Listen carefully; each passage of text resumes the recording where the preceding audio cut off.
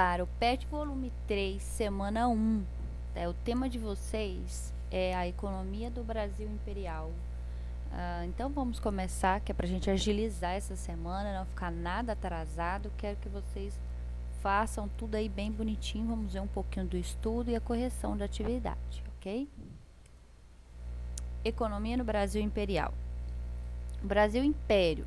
O Brasil Império viveu assim de 7 de setembro de 1822, que é com a declaração aí de independência, até 15 de novembro de 1889, que foi a proclamação da República. Então, nesse período de 67 anos, foi o período do Brasil imperial. E temos aqui, então, esse período imperial dividido em 3 fases. Fase 1, que é de 1822 a 1831, do primeiro reinado, que foi o reinado de Dom Pedro I. O período das regências, de 1831 a 1840, quando Dom Pedro II ainda era um bebê e o país então foi governado por regentes. E o segundo reinado, que foi de 1840 a 1889, a partir dos 14 anos de idade de Dom Pedro II. Na década de 20, o café se tornou o terceiro produto da pauta de exportações brasileiras, perdendo para o açúcar e para o algodão. A partir de 1834, o café superou o açúcar como produto de exportação brasileiro. O café uniu o centro político ao centro econômico, contribuindo assim para a consolidação do Estado imperial. O café fez surgir uma nova elite, os barões do café, que dominou o cenário político e econômico nacional e causou fortes mudanças socioculturais no país. Então veja que desde a década de 20, o café já estava sendo um dos produtos aí que estava na pauta de exportação, um dos principais produtos do Brasil para ser exportado, para ser vendido, importantíssimo para a economia. Então, a partir desse lugar que ocupava aí de terceiro lugar, ele só vai subindo, vai só aumentando, né? O que propiciou aí, então, o aumento dessa produção de café? No segundo reinado, o café se consagrou como grande produto agrícola nacional. Por quê? Os fatores que estimularam a produção do café.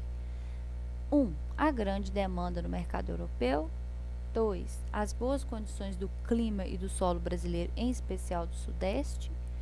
3. A mão de obra escrava e, posteriormente, a imigrante.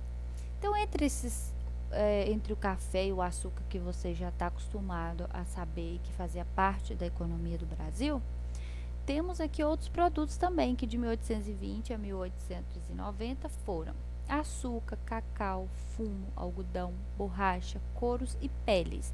Então, respectivamente, nessa ordem, eles foram abaixando o tamanho da importância das importações, Mas a borracha, por exemplo, foi um produto que foi bastante exportado, até que eles pegaram a mudinha aqui da nossa seringueira e plantaram aí em outras regiões e passaram a vender essa borracha com um preço menor. Atividade 1. A economia no Brasil imperial. Então, lê o texto e faça o que se pede. A forma como o Brasil foi inserido na economia mundial traçou alguns contornos da organização econômica e social, sendo geradora de desequilíbrios e desigualdades que se mantêm até hoje em nosso país.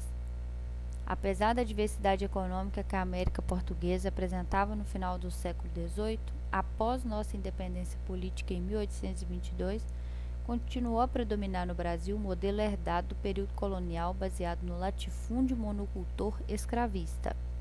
A estrutura agrária do país foi e é concentradora de riquezas e de renda. Exemplo da preservação da estrutura exportadora do tipo colonial foi a cultura cafeeira, que repetiu a dinâmica das plantations escravistas. Esse tipo de inserção na economia mundial, a reinteração da vocação agroexportadora baseada no latifúndio, impediu a ascensão de um efetivo processo de industrialização no país, até pelo menos a terceira década do século XX, e foi em parte responsável pela concentração de riqueza nas mãos de poucos. Segundo o analista Basílio Salum Júnior, Por piores que tenham sido as mudanças observadas no Brasil na última década do século XX, o país ainda não conseguiu se desprender de sua condição de país periférico. Não obstante, se incluía entre as sociedades mais dinâmicas da periferia. Para romper com a condição periférica, afirma Salum, é preciso tratar a inclusão econômica e social da maioria da população brasileira que permanece às margens das conquistas materiais da civilização moderna. Continuação do texto. Essa afirmação levanta duas questões importantes. A primeira é a possível explicação da dependência e do caráter periférico de nosso país, baseando-se exclusivamente nas especificidades de seu processo histórico. A segunda é a constatação de que a história do país está inserida em um processo mais abrangente que é o capitalismo mundial.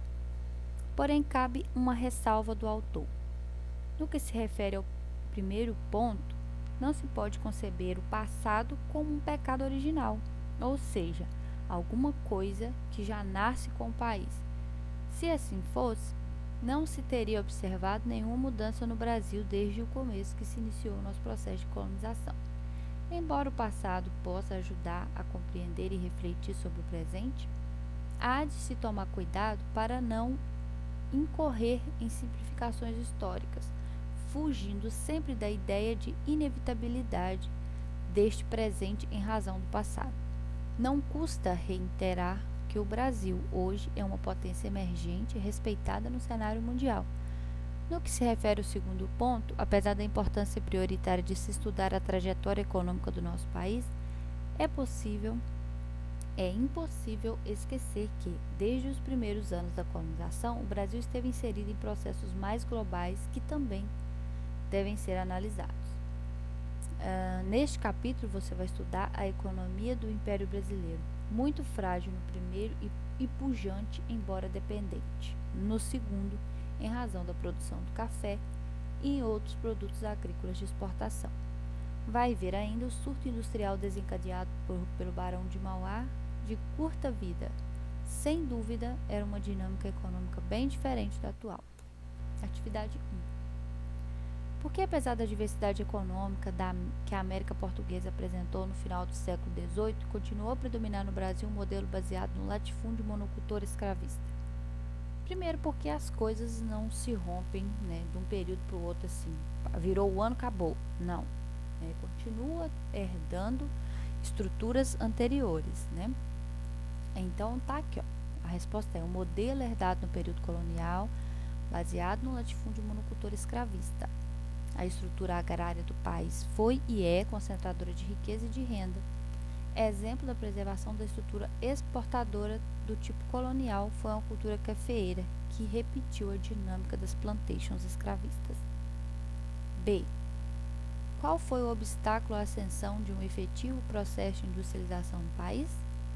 Esse tipo de inserção na economia mundial, a reiteração da vocação agroexportadora baseada no latifúndio, impediu a ascensão da industrialização. Gente, aqui o Brasil não ficou focado muito na industrialização, eles focavam mais nas fazendas de café, nas plantações e nessa exportação. Algum lucro que tiveram dos próprios produtores de café, eles investiam na indústria, principalmente na indústria têxtil do país, mas eles não tinham essa preocupação em alavancar a indústria no Brasil. Letra C. Qual a posição do analista Brasílio Salum Júnior acerca da economia brasileira? Veja que eu retirei isso aqui tudo dos textos que eu acabei de ler, tá? Por maiores que tenham sido as mudanças observadas no Brasil na última década do século XX, o país ainda não conseguiu se desprender da sua condição de país periférico. Não obstante, se inclui entre as sociedades mais dinâmicas da periferia. Para romper com a condição periférica, afirma Salum, é preciso tratar a inclusão econômica e social da maioria da população brasileira que permanece às margens das conquistas materiais da civilização moderna. Letra D. Quais são as duas questões importantes que se colocaram a partir da posição de Brasílio Salum Júnior? A primeira é possível a explicação de dependência e do caráter periférico do nosso país baseados exclusivamente nas especificidades do seu processo histórico, que quer dizer o quê? Das permanências que foram ocorrendo no nosso país, né, de uma determinada classe social sempre está acima das outras. A segunda é a constatação de que a história do país está inserida num processo mais abrangente do que o capitalismo mundial. Então, a segunda quer dizer o quê? Que o país, né, não seguiu totalmente essa linhagem, né, e que essa forma, que esse processo mais abrangente, quer dizer que houve mudanças significativas e importantes no Brasil, né, desde a colonização até aqui. Letra E. Como caracterizar a economia brasileira no primeiro e no segundo reinado?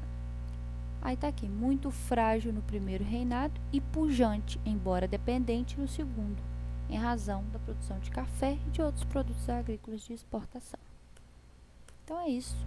Chegamos ao fim aí de mais uma aula, né? De mais uma correção. E, se possível, curta e compartilha. E eu aguardo vocês na próxima.